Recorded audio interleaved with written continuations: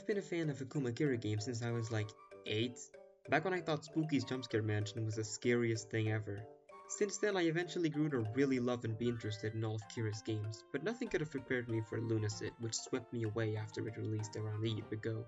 There's a lot to love about Lunacid, its lovable characters, its Easter eggs and world building, but I especially love all of the well-designed areas. And ever since I first completed the game, I kept thinking, how would I rank these areas? And before we begin this list, I have to lay out the criteria for what exactly counts as an area. Well, it's pretty simple. If it has a title card, it counts for the list. My actual criteria for ranking these areas is pretty scattershot, but it's mainly about how fun they are to play and revisit, alongside how much I enjoy what they add to the game's story and world building. So, let's get into it right now. 3, 2, 1, go!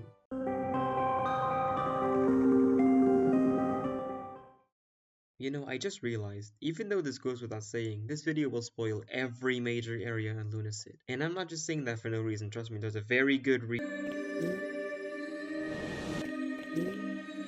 Yep, the wiki calls it player dimension, but I think your dimension sounds cooler, so we'll go with that. This is the final area of ending E, and thus the final new area the player will see on their 100% playthrough. Now, yes, I do understand that this isn't really meant to be an area per se. There's a whole symbolic and metaphorical meaning in this area and whatever. However, you have to remember, I'm ranking this area in comparison to all the other areas in the game, and compared to those areas, this one really falls flat. It has one unique enemy type, the imperfect players called homunculi on the wiki. They start spawning more and more as you travel further into the wasteland, but other than them, there really isn't anything to find. I'd complain about the lack of content, but that's kind of the point, you know? It's like a big void. So I'll just shut up and eat my supper, even if the supper's made out of discombobulated homunculi.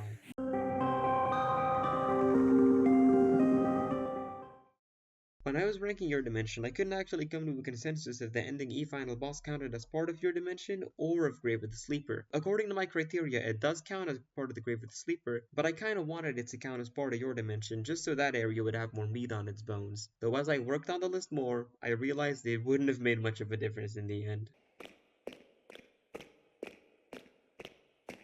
A lot of the areas in this game were so difficult to rank because, well, I like every single one. Every single area has something unique to offer, some story to tell, some surprise to give, and Grave of the Sleeper is no exception. This area is fascinating. Right after a climactic final boss, you're sent to this weird place that's apparently a destroyed town, and at the very, very bottom of the well, so far, you find the Dreamer itself. But you don't just find that. This area facilitates 3 out of the 4 current endings. Ending A, Ending C, D, and Ending E. All are found here, but that's also kind of the problem. That's all this area is, a place to get endings. Well, no, that's not the only thing you can find. You can find Calamus here after the final boss, who's revealed to be Clive, and you can find Demi here in the post-game, and she gives you the dusty orb that currently has no use. But that's it. This area has no real content, and because of that, I cannot rank it any higher, even if all the endings are really cool. I also want to say that I kind of don't like all the endings being cramped into the single area. It makes the endings feel less cool. It makes this feel more like the designated area where you have to return to for the endings, but I kind of wish that where you found the endings was a bit more spaced out.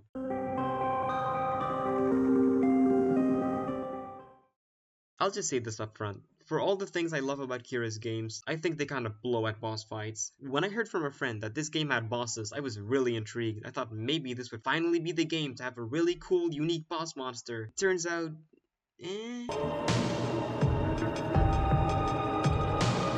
The throne chamber is what stands between you and the entire second half of the game, and in order to access that other half, you have to beat Creole. And hey, you know what? Creole might be the best traditional boss encounter I've played in any Akuma Kira game. He has an interesting moveset. I love the way he transforms into a ton of rats or a cloud of smoke, the way he charges at you with his sword, and the way he introduces himself is also very memorable as well. But all in all, the boss is just okay. I do enjoy how much more unpredictable and dynamic it is compared to Akuma Kira's other bosses. Outside of the boss fight though, this area doesn't really have anything, it's just the boss fight. You get one of the black books here as a reward for killing Creole, but compared to the rest of the areas, this simple boss arena isn't gonna do.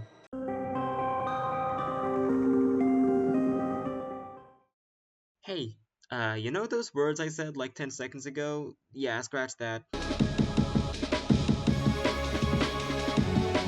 This too is a boss arena, however it has two things that the throne chamber doesn't. First of all, this boss is kick-ass. Sicarius is really well set up and hinted at throughout the game, and finally meeting him and having him serve as the final boss is a great climax for a game that really needed one. Though, like, Sicarius isn't even remotely challenging, but that final phase is really dope and feels like a great climax for your journey through the game. And secondly, you actually have incentive to return to this area. Unlike the Throne Chamber, you have a reason to revisit this area, if only just to get from one side to the other to get your Grave of the Sleeper. Yep, that's literally it. Let's move on to more interesting areas now.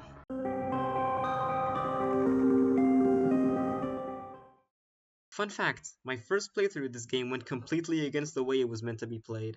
I had someone straight up tell me where to go, what route to take, and how to find all the secrets. This kind of goes against the whole point of the game. I didn't know any better at the time. I remember first getting to Castle Lefanu, saving my game, and jokingly saying that I'll fall into the giant chasm.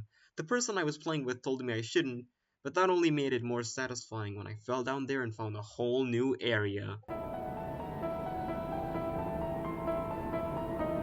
This area has little to nothing in it, I'll just say that up front. The only item you'll find in this whole area is a black book, but I'm not ranking this area higher than the last two for content. I'm ranking it because, well, you know when you were a kid and you'd read somewhere online about a cool secret in a game? For me, that secret was unlocking Waluigi in Mario 64 DS. Well, this area really brought out that feeling in me. That feeling of this weird, obscure secret hidden away in a game, and the only way to learn about said secret is through experimentation, sheer luck, or word of mouth. Having this cool hidden area with a cool song and a hidden boss is just something that I love in games, and about Kira's work in general. Also, the hidden boss itself, Sanguis Umbra, is a really dope encounter, especially the way he can jump scare you when you see or hear him coming for you in the distance. He sure freaked the hell out of me on my first playthrough.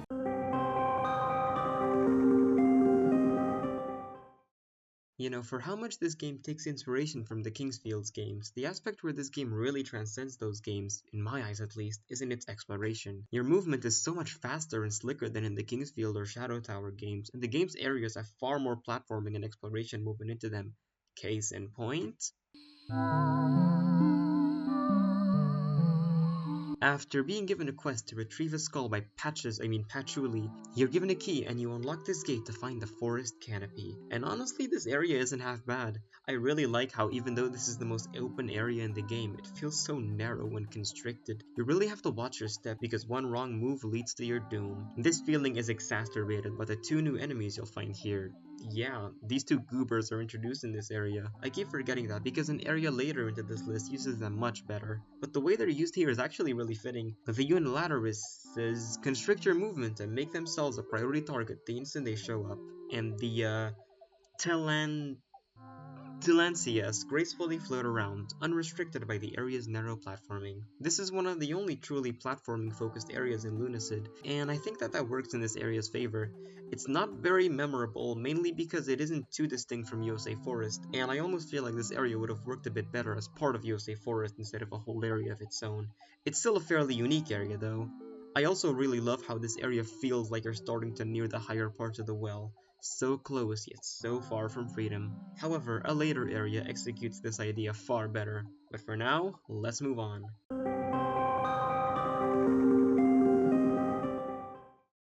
Look at this. This is a burrito. And this stuff, this is what you put into the burrito. Now, imagine if this hollowed out burrito was lore, and the insides of the burrito was actual gameplay. That makes sense? No? Well, it will in a bit.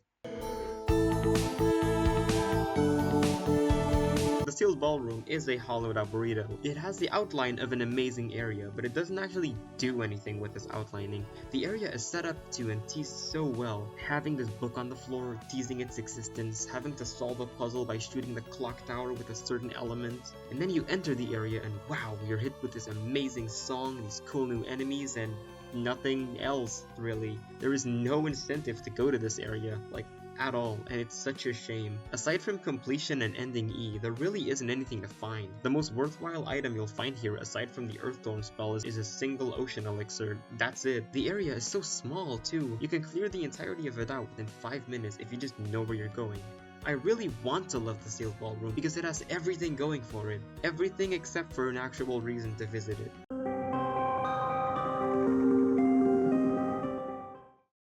Lunacid is a very interconnected game. Areas that seem completely unrelated might actually be right next to each other or tied to each other in some way. I love how you can explore areas out of order, if there even is an intended order, and I love how you aren't forced to do certain areas before being able to take certain routes. Oh.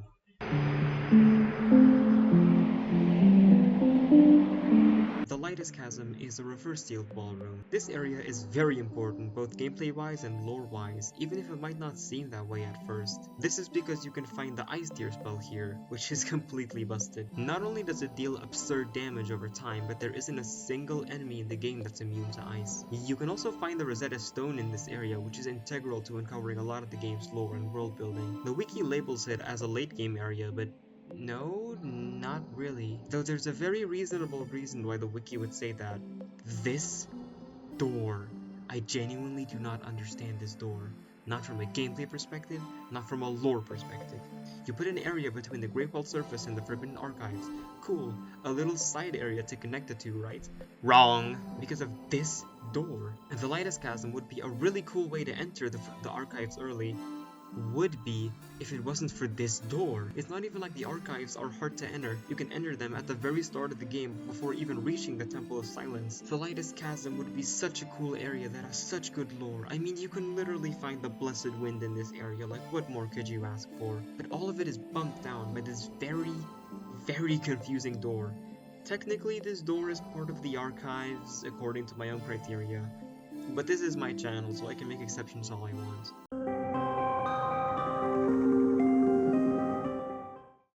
Aesthetic. People love aesthetic, right? People just love having aesthetic shoved down their greasy little mullets. I do as well. I love aesthetic. But aesthetics alone a great area does not make. I feel so bad putting the Sanguine Seat this low. It's such a pretty area. This is the arguable start of the mid-game, and where you get a choice between going to the castle or the tomb. The music, the atmosphere, the enemies, the lore, it's all so good. The idea of this weird ocean of blood muddled with sewer water right next to a vampire castle and tomb, it's genuinely so well executed. There's even quite a lot to find in this area as well. This area is the natural habitat of shulkers and hemoliths, and it's where you can find one of the 3 abyssal demons of the game. You can find the Dark Rapier and the Fairy Spell here too, neither of which I ever used, but I have heard that they can be quite good. I also love the way you can just zoom around the Sanguine Sea if you have the Axe of Harming. This is by far the most fun area to traverse around. In the post-game, you have to return to this area to slay the Jotun. This area actually lives up to its name and becomes a true ocean of blood. And as cool as this moment is, both from an in-game story and lore perspective, gameplay-wise this makes the area so annoying to traverse. Completing this area was such a pain on my first playthrough because I never found the fairy spell, so Francois over here had to swim all across this whole ocean to find a single item. It was not fun. Now imagine that, but for every single item you missed.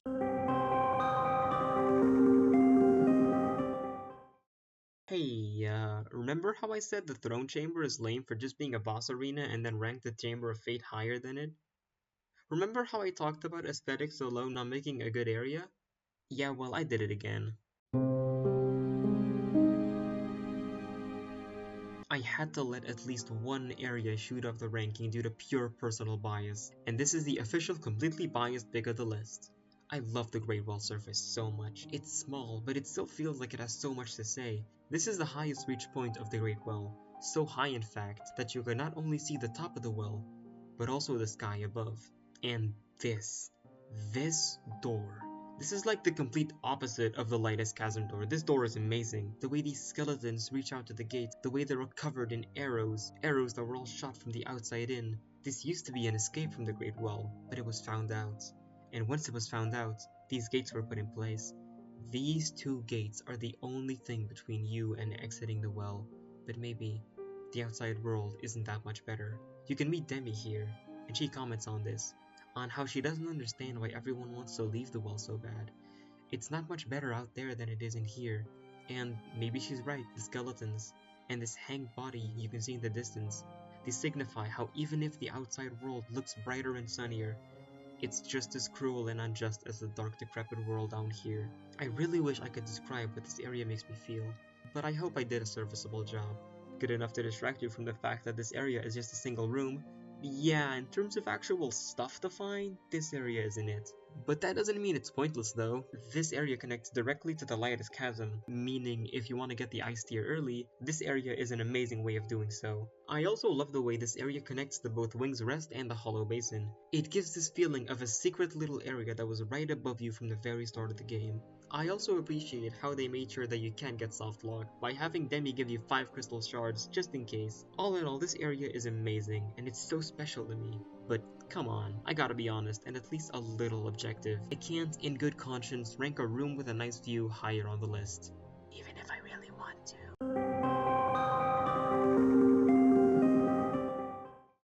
Every area you explore in the game becomes more and more unnerving than the last, and I was expecting the entire game to follow this sort of structure, to simulate this feeling that you're going down this rabbit hole and uncovering its history and mysteries. I thought that the last major area would be calm and peaceful, or a living nightmare. It ended up being neither.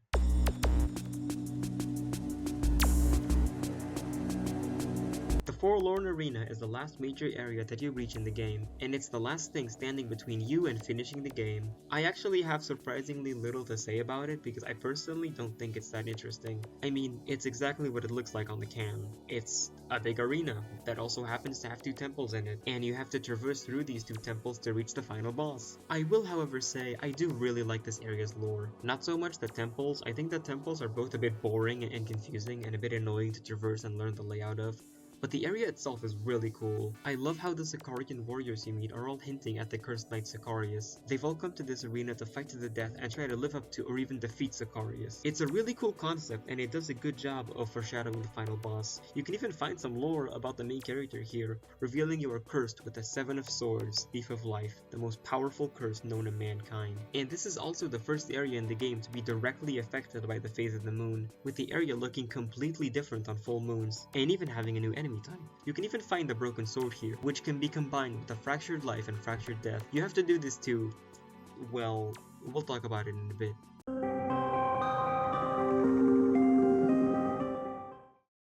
What would you say is the most iconic moment in Lunacid? Maybe it's first encountering Creole. That's pretty memorable. Or maybe it's the white VHS? The final boss? I'm not sure. Maybe the game doesn't have one standout moment. Oh.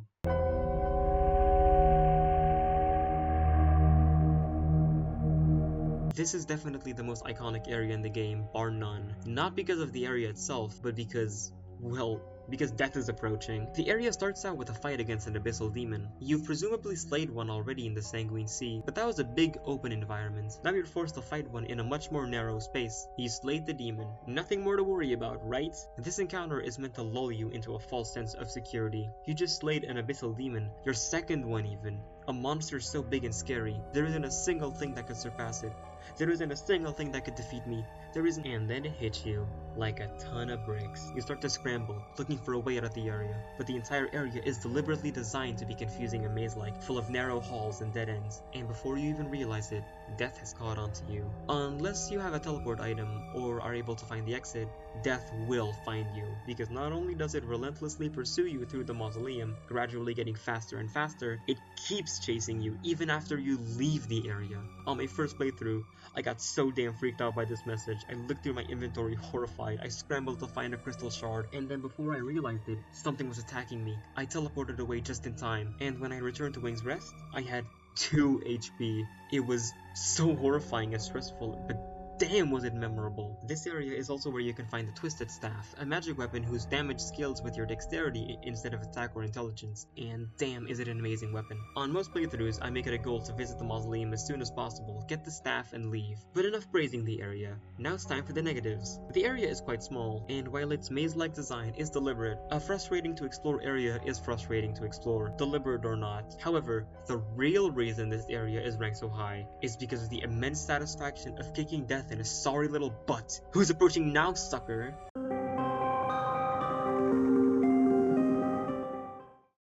I feel like this is the part of the list where my opinions will start to get an eensy-beensy bit extremely disagreeable. Because we've reached the point where every single area is amazing and has something that makes it stand out. All of the areas up ahead are a blast to explore, speculate about, or generally just think about. I'll be ranking areas more so on how much I enjoyed what you find in them, and how much I like their aesthetic rather than objective metrics. And on the note of aesthetics,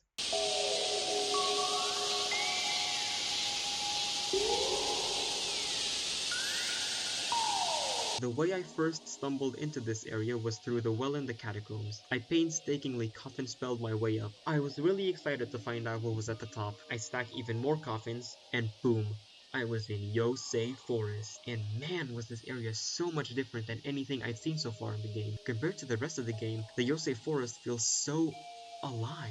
It's not decrepit or run down, it's just a regular, beautiful forest, deep underground in the well. It's such a pretty area, and it's also where you meet Patchouli, but once the novelty of this area wears off, you're just left with a fairly pretty forest area with cool glowing forest critters. There's nothing wrong with the area, it's just that it's not one I actively see myself thinking about or looking forward to exploring again on new playthroughs. There isn't much reason to go here either. The most worthwhile thing you'll find here in the early game is the Elven Sword, which is a good early game ranged weapon. This area also acts as an alternate way to reach the catacombs, but why would you painstakingly traverse this area when you can just go through the fetid mire instead, which is much faster and much safer? I just wish there was a bit more of an incentive to go to the forest, because I usually end up going to it once for the bow, once more to get to the canopy, and then one last time at the very end of the game to pick up anything I missed. And I feel like it's a bit of a shame. The critters are really pretty though, look at them.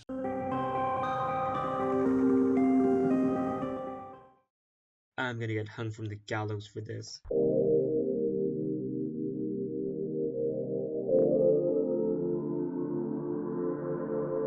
Yup, the Accursed Tomb is gonna be the start of our top 10. I feel like a lot of people either despise this area or think it's one of the best by far. I personally think it's really great, but compared to the areas above it, I had to admit to myself that its shortcomings were just too much for me. Before I talk about the negatives, I would like to mention this area's strengths. First of all, you have some very good reasons to go to this area. The Coffin and Lightning spells are obtained here, which are both very good spells, not just in the early game, but just in general. You can get the Vampire Hunter Sword here, which makes short work of all the enemies. You can also find the Blade of Justina here, which, side note, did you know the Blade of Justina heals your mana when you attack?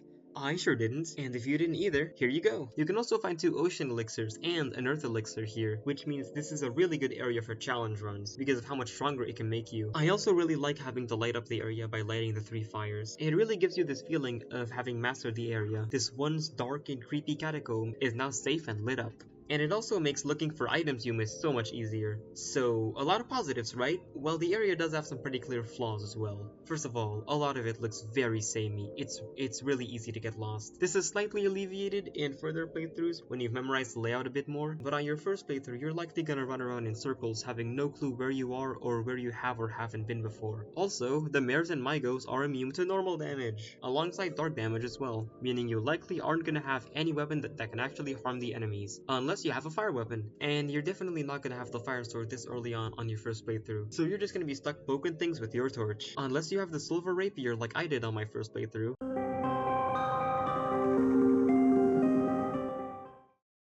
A common complaint I've seen about this game is the combat. It's obviously reminiscent of Kingsfield and Shadow Tower, but honestly I think the combat is just fine. I think the real problem the game has is enemy variety. A lot of the enemies in the game are dealt with the exact same way. You just hit, dodge, and repeat. I wish there were more projectiles or enemies that had unique moves, but I can't ask for too much, especially not out of such an already large indie project. However, there's one area where this game's combat really shines.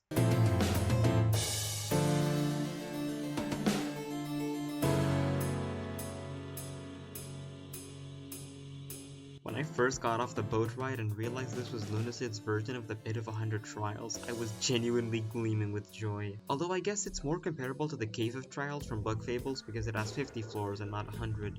Whatever. I digress. This entire area is an homage to Shadow Tower Abyss, which, side note, I didn't even know the Kingsfield or Shadow Tower games existed until I played Lunacid, but I'm glad that I learned about them because oh my, those are some good games. I love these kinds of rigorous combat challenges in games, and the Tower of Abyss might be one of the best I've ever played. I love how the enemies keep getting stronger as you progress through the tower. The rewards you get ranging from a mana vial all the way to an earth and ocean elixir. Also, you get the crystal lantern here, which is super helpful to have on hand considering it acts as an infinite passive light source. One range of floors I really love are 31 to 35. I love how it's just a bunch of vases and living objects, and then you're met with a mimic, which, if this was your first mimic like it was mine, it freaked you the hell out because the mimics in this game have such a uniquely creepy and unnerving design. I also love how the game throws you a middle finger by having a reward for defeating the mimic, which you probably lost some gold to be 2 cents. That's such a cruel joke that I can't help but appreciate it. Oh, and speaking of encountering enemies for the first time, the Tower of Abyss has enemies that aren't seen anywhere else in the game. Granted, these enemies aren't completely unique. The Shiosei, Golden Chimera, and Slug Jailers are all variants of already existing enemies, and the Slug Jailer in particular is ripped straight from Lost in Vivo, but damn it, I can't help but appreciate that Akuma Kira put in that little bit of extra effort. At the very last floor, you're treated with a fight against an Abyssal Demon alongside 2 mares, and your reward for clearing all 50 floors and slaying the 3rd and final Abyssal Demon of the game? The Moonlight Sword, which is one of the strongest swords in the game by far, second only to the Lucid Sword. It's such a fitting and sweet reward to get this Kingsfield staple weapon at the end of your journey through the tower, and the Moonlight is very worth all the effort you had to get through to get there. Now it's time to do the tower all over again and steamroll everything with the Moonlight.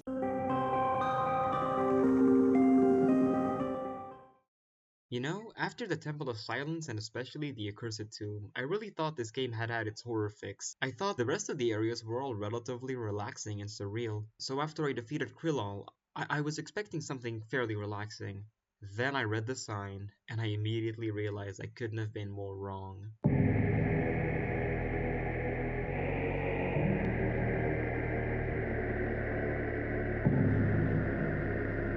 This area is so damn unnerving, but also so fascinating. The instant I entered it, I felt suffocated by its oppressive atmosphere, and this atmosphere is only strengthened by its lore and its story.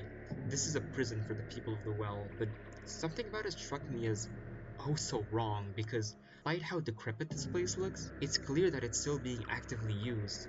Lobos, the old man who threw you into the well at the very start of the game, can be found in here, showing that he was jailed after you entered the well. Also, side note, don't quote me on this, but I think Lobos is named after the streamer slash YouTuber Lobos Jr. Anyhow, the prison has some pretty great but challenging enemies. Dare I say the most challenging enemy roster of any area in the game. The jailers, which actually originate from Lost in Vivo's Midnight mode, are really fun to fight considering they slowly apply bleed damage, have a ranged fire attack, and are able to slash you when you're close. The skeleton dogs are also very threatening as they can slow you, which, side note, might be the most annoying status effect in the game behind blindness and curse. And there's also the Ceritulus Lunam, which is basically a mini-boss with its mana drain and ability to summon infested corpses. And damn did those giant skeletons scare the hell out of me on my first playthrough. But this area doesn't just have a good and varied enemy roster, there's also a ton to find and a ton that's memorable about it, such as the iconic Angel Room, which is probably one of the most iconic and memorable sites in the entire game. And the lore reason for it being there is so interesting as well.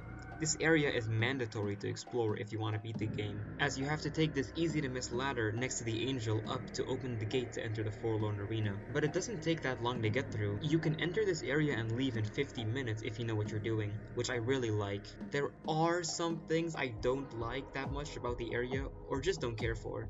For example, I think the area kind of tapers off when you enter this lower area. It's not that interesting, there's not too much to find, but most damning of all, the Green Asylum isn't even green. Seriously, Akuma Kira? You couldn't even make the Green Asylum green?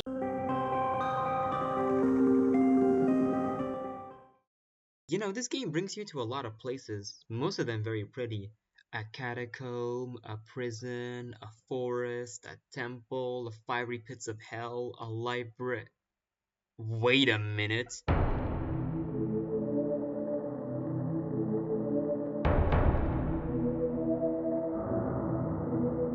You know, if there was one thing I didn't expect this game to have, it'd be a fire area.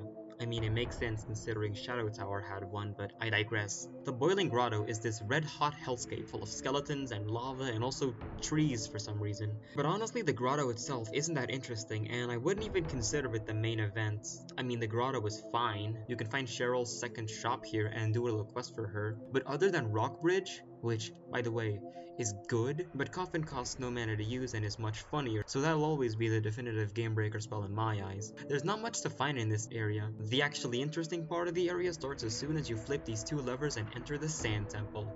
This is one of the game's most distinct areas. This temple, full of tricks and traps, it has this Indiana Jones kind of feeling of uncovering an ancient tomb. Why would you go here, you might ask? For the Ignis Calor spell, of course. You can find it at the very depth of the temple, and while it has little to no combat utility, it can be used to desecrate the corpse of Sir Hiccup the Invincible for Cheryl's quest. There's very little reason to explore or return to the Boiling Grotto. It's a really cool area, and the temple definitely bumps it up by a lot, but it doesn't have nearly enough to be considered one of the greats in my eyes.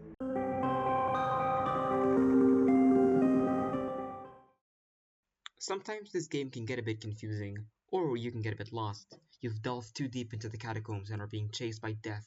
You've made it to the Moonlight Sword but have no means of escape. Or maybe you're just lost, scared, confused? In any of these situations, you can use a crystal shard and go back home. Feels good to be back.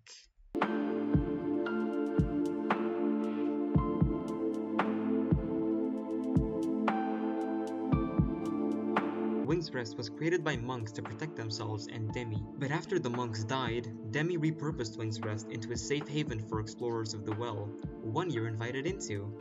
But this isn't just a place to relax and catch your breath in between exploration. This area also has a lot of practical utilities. You can go to Cheryl to stock up on items or buy new weapons to aid in your descent. You can go to Etna to partake in some alchemy and craft some helpful resources or just tinker around and experiment to see what items you can make. You can go to the oil pool to upgrade your weapons, and my personal favorite, you can talk to Clive, who has many stories to tell should you return to him throughout your playthrough. In fact, Clive has by far the most amount of dialogue out of any character in the entire game. He always has some new tale to tell you, and all of his stories give further insight into the world building or delve into details about certain unexplored aspects of the game's story. All of the characters in Wing's Rest have backstories as well. In fact, Clive tells you all of their backstories.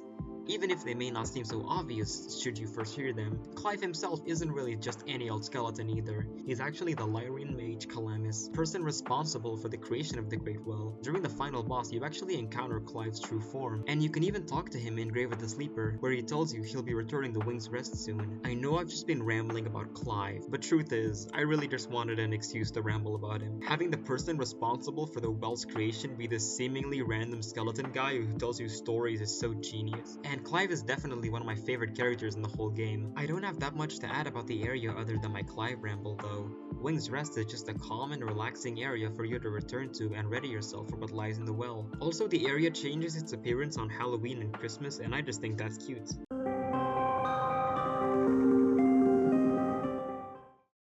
A lot of the areas in this game actually prove to be a bit difficult to rank because they kind of had sub-areas in them, but those sub-areas don't have separate title sequences, so I had to count them all as a part of the all-around area. And I'll say this up front, the area on this part of the list would not have ranked this high if it was split in two.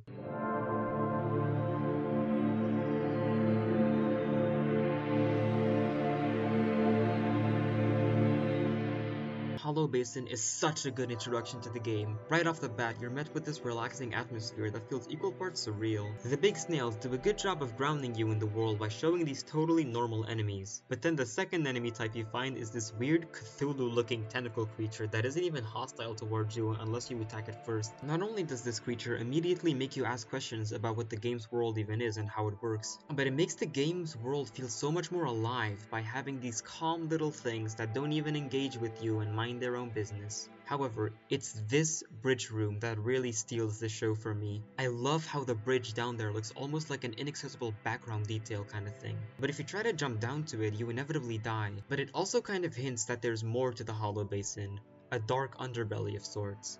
And after going to Wing's Rest and buying the enchanted key to open this gate, you find a torch and go down and down and down into the true colors of the Hollow Basin. And the well in general. This area serves as an introduction to the game's more surreal and horror-like elements that harken back to Akuma Kira's previous works like Spooky's Jumpscare Mansion and Lost in Vivo. There's nothing but corpses strewn across the floor here, alongside weird statues and coffins. All of the corpses have their faces carved out, which is such a beautifully grotesque detail that really does a wonderful job of unnerving you and making you wonder what the hell is going on. The area also has nothing in it that can actually harm you, making you feel on edge, but also making it clear that this isn't the kind of game that'll try to jump scare you or do anything cheap. The game keeps building suspense and tension until you pull this lever. Pulling this lever not only opens up the entire temple, but also awakens the corpses that have been sitting idly on the floor. These mummies aren't dangerous or anything, but man did they freak me out on my first playthrough. This whole area does such a good job of pulling the rug out from under you. But the top part of the basin isn't a lie either. Both parts of this area are an equally good portrayal of the kind of game that this is. It's surreal and relaxing, but with the right amount of scary and unnerving and foreboding. In fact, all three of the areas that the basin connects to are more reminiscent of the top part than anything. Speaking of, this area actually gives you a lot of freedom of where to go. If you have the speed and dexterity for it, you can go to the archives. If you go back to where this locked gate was earlier, you can find the Yosei Forest, and if you follow this long hallway, you can find the sewers. Both the Yosei Forest and Fetid Mire are paths to progression, so either way, whichever you choose, you'll end up at the Sanguine Sea. All in all, the Hollow Basin is an amazing area that does a wonderful job of introducing you to the kind of game that Lunacid is, and preparing you for the journey ahead. It does its job perfectly for an introductory area, and I really admire it for that.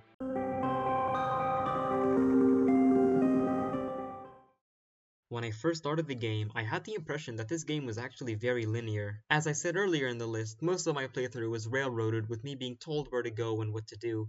Every area I explored was in a specific order. I knew you could do things out of order, but I still felt like there was an intended order to explore every single area. That is until I was instructed to go back to the first area and look around, and then in this big circular room, I saw an opening in the distance that I had never noticed before. I jumped towards it, and my mind is blown.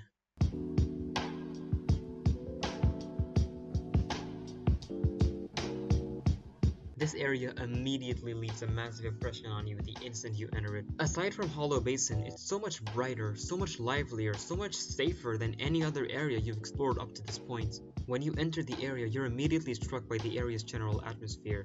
It feels like the archives have been untouched by the cruelty of the well, even if it is directly linked to the Temple of Silence through the Enlightened Ones, which are actually the brains of those mummies from the Temple of Silence. This area also includes a lot of lore about the Great Well's history, alongside history about the world outside of the well in general. This area is also kind of segmented, but in a really good way. In the areas where the song Book Betrayal plays, the area is calm and serene, allowing you to take in its atmosphere. But when you hear the song Dead Department, you know you're gonna have to put up a fight.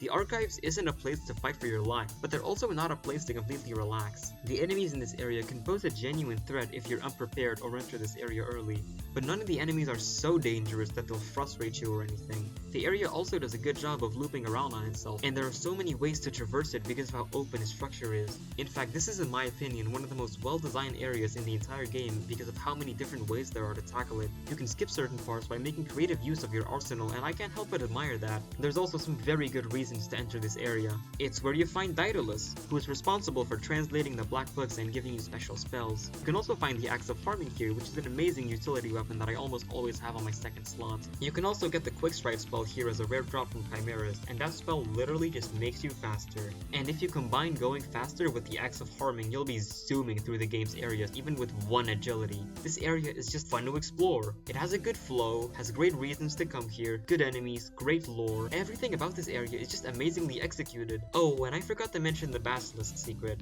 I didn't know where to fit it in, so I'll just mention it quickly before we move on. Yeah, the Basilisk secret is really cool. I love how this corpse just randomly appears and gives you the coffin spell. I love how the entire area's music goes quiet and the ambience gets all foreboding.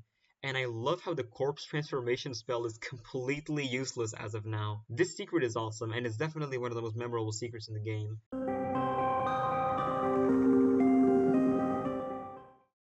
Throughout the game, you find some very, very odd sights. Mummies with their heads carved out, an angel chained up in a derelict prison, an ominous statue in a temple, a ring that literally just makes objects scream.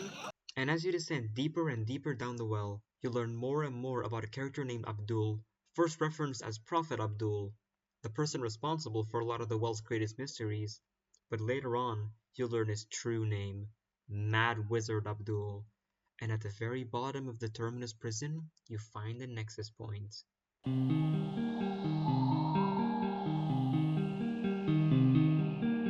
This area took me completely by surprise when I first found it. Very early into the area you can find this bridge with wind so strong that it makes it impossible to cross. But if you read the note next to the bridge, you find out that this wind was actually put there by a wizard to prevent entry into whatever lies ahead. Whatever is behind this bridge must be something you really weren't meant to see. This is essentially your goal for the area, to find a way to get rid of this wind and cross these bridges. The area itself is fairly well structured, even if some of its halls can look a little bit samey, but there are some interesting enemies in these halls. The centaurs, which stay still and attack you both with a ranged and melee attack, and the Sateyas, which lurch on the ceiling to ambush you if you get close to them. These enemies are both fairly unique and really fit with the vibe of the area. Speaking of the vibe, this area's vibes are immaculate. The music is so serene and calm, yet it feels so lonely and slightly foreboding. It makes you feel like you really shouldn't be here, but it also doesn't feel too foreboding or dangerous. And even if the halls can look a little bit samey, the derelict, almost bleached aesthetic really gels with me. It makes your journey to find out what's on the other side of the bridge feel like you've entered a place that was once holy, but has now become naught but a labyrinth of ash from ages past. And speaking of the other side of the bridge, the way to actually get there is to destroy these 3 Tempest harps that softly play in the distance. I love how as you get closer to the harps, not only does their sound get louder, but the walls close in on you, almost warning you to go back before you get yourself constricted into something you weren't ready for. That idea really fits this area, because at the other side of the bridge lies Abdul's temple, the Holy Seed of Gold. It is not only a really important area lore-wise, but getting to it is integral for one of the endings. This temple is full of hollowed husks who all seem to be in worship of the remains of Uxierat the Golden. But even more importantly, deeper into the temple you can find the Spirit Warp spell. This spell is so useful because it can allow you to warp back to Wing's Rest whenever you please, essentially nullifying the need for crystal shards. Oh, and also there's this weird door here, I guess. I don't know what it is with this video and its fixation on doors, but this door, the entire area, hell, the entire game leads up to this single door, and damn is it worth it. Abdul's Passage is such a fascinating area. There's so much to speculate about when it comes to it. Remember all those odd sightings I mentioned at the start of this entry? Those were all linked to Abdul's tomb. That angel? Abdul. Those enemies? Abdul. This statue? Abdul. The lithomancy ring that makes objects scream? Yeah, Abdul did that. So many things in this game link directly to Abdul's passage, and you actually have to follow in Abdul's footsteps by, just as is described in his writings, desecrating the shrine of an elder being, slaying a giant of magic, and disrupting the flow of souls of the afterlife. And after doing all of this, you unlock Ending B, which also happens to be my favorite ending. I didn't really talk about the endings when discussing Grave of the Sleeper, but that's because the endings don't really feel like they're very attached to the area. Endings A, C, D, and E all feel like they're directed towards you, the player. They all have some inherent meta-contextual meaning, but Ending B is the only ending that feels like it has implications towards the game's world itself, towards the story you've been uncovering as you explore the game, and the Labyrinth of Ash. All of the game's endings feel like they're trying to tell you, the player, something, like they're trying to personally reach you, but ironically enough, it's the ending that isn't directed towards you, the player, that actually stuck with me the most as a player.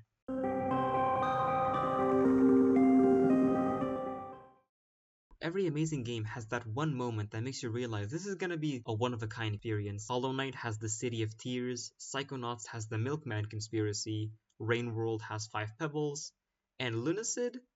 Well...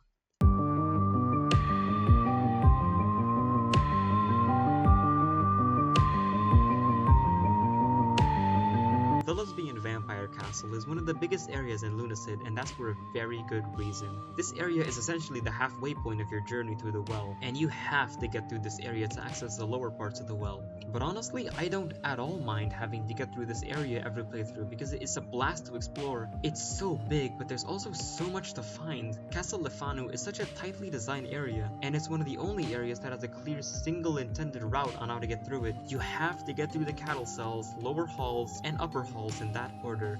and after exploring all of it, you get to go to the throne chamber and fight Krillal. This area's linear structure sounds like a hindrance, but it really isn't, because in all of the aforementioned sublocations, there's plenty to find and explore. Every one of the area's parts has secrets and lore and Easter eggs, and it's genuinely such a fun time to explore through it all. This area's music is amazing as well, and it's definitely one of its standout features. The Hunter is one of my favorite songs in the entire game, and Beached is such a melancholic and beautiful tune.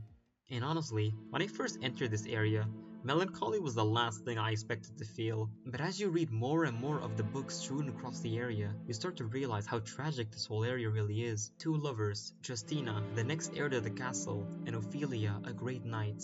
Ophelia allowed herself to become a vampire so that the two of them can live together for eternity, and the two even had a child together, and they somehow transported their castle into the depths of the Great Well next to the Sanguine Sea so that they can live forever. But it can be assumed that because of the blood being so diluted with literal doo-doo water, the vampires were slowly poisoned as their blood supply grew more and more unclean. The game never makes it clear what happened to Ophelia and Justina, but their skeletons can actually be found in an in-game coffin in loving embrace, implying they willingly died in each other's arms. However, death is not permanent for a vampire in Lunacid's world, so their death might have been a deliberate choice. Maybe they're just waiting for the right time when their son can revive them. This whole area just has this vibe of a once mighty and powerful place that has transformed into a shell of its former self. The poltergeists and phantoms around the castle reinforce this feeling even more so. You know, this whole area is just so immaculately crafted. There are so many secret weapons and spells to find. It tells such a good story. This area's aesthetics, the lore, all of it is just amazing. And yet, there's one area that I liked even more.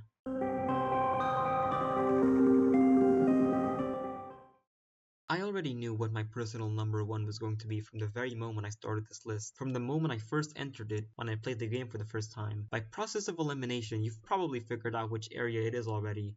It's not an area I see that many people praise or herald as one of the greats, but it's my sleeper pick for the number one spot.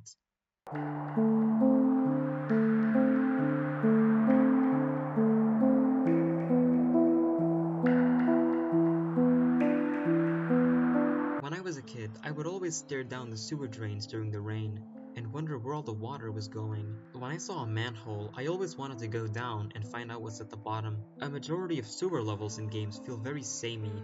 They're grungy, dirty, grimy, and just generally unappealing. And as much as I love that aesthetic, I feel like there's a lot about the sewers that can be almost alluring. A sewer is this strange, dirty place full of gross and disgusting things, and yet somehow it harbors life. And as ill and sickly and dangerous as that life may be, it's so beautiful that it harbors life at all.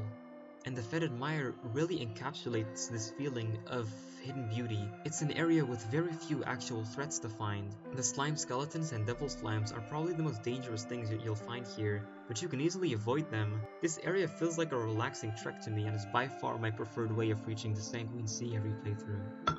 You can just relax and listen to the music as you soak in the area's visuals.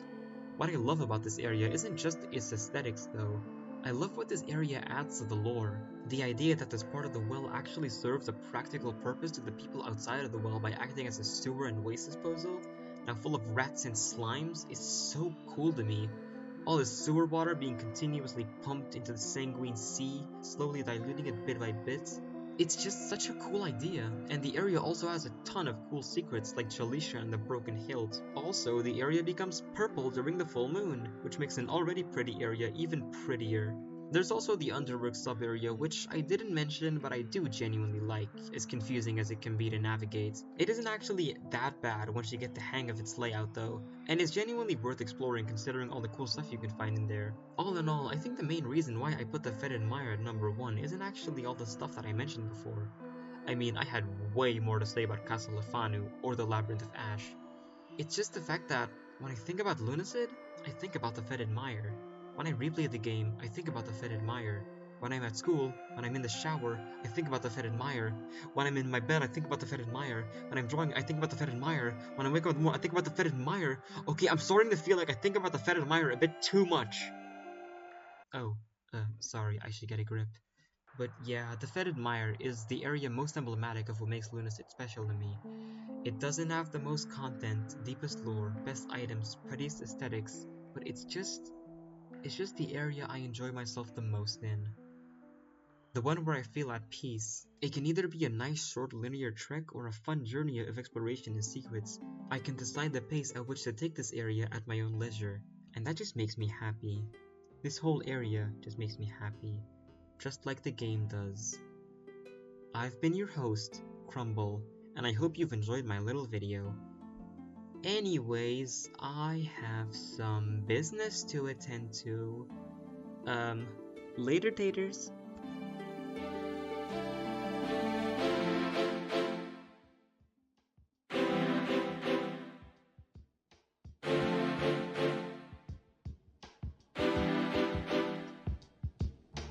Wow, it feels really weird to finally be done with this. I've been working on this video since late October, near the game's anniversary, so actually getting it done 2 months later feels insane. And before I say anything else, I just wanted to take some time to thank my patrons, of course, who have been diligently waiting and diligently supporting me while I worked on this video. I want to give a special thanks to VGFan3000, Skipatronic, Psychoskull, and Blue Phoenix 1. You guys are amazing, and you're a big reason why I even got to finish this project, and I'm really grateful for your support. And if you also want to support my channel, and me in general, you can, go to my Patreon in the description down below and pledge just $1 a month. It goes a long way. Other ways to support me are through my Twitter and bluesky, where I post daily art, and that's kind of it actually. I don't really post anywhere else that I can really mention. But yeah, I'm really grateful that you were willing to watch this entire thing to the end, and I'm really hoping to make more things like this, and to really improve the quality, because you can kind of tell that this was a bit rushed, because I tried to get it done by January 10th. I really do want to make bigger and better stuff in the future, and I want to really make something that'll take you back and make it go like, whoa, but I don't think this video is quite it.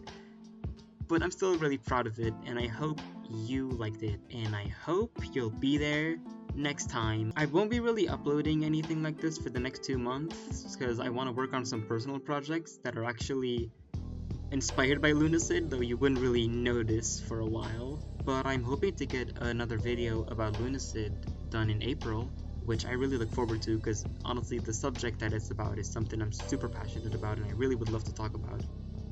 But yeah, I'll see you there. Just please subscribe if you want to be notified of any future things I make, because I'll upload one video on the 10th of every month for the duration of this channel, hopefully as long as I can, keep it going.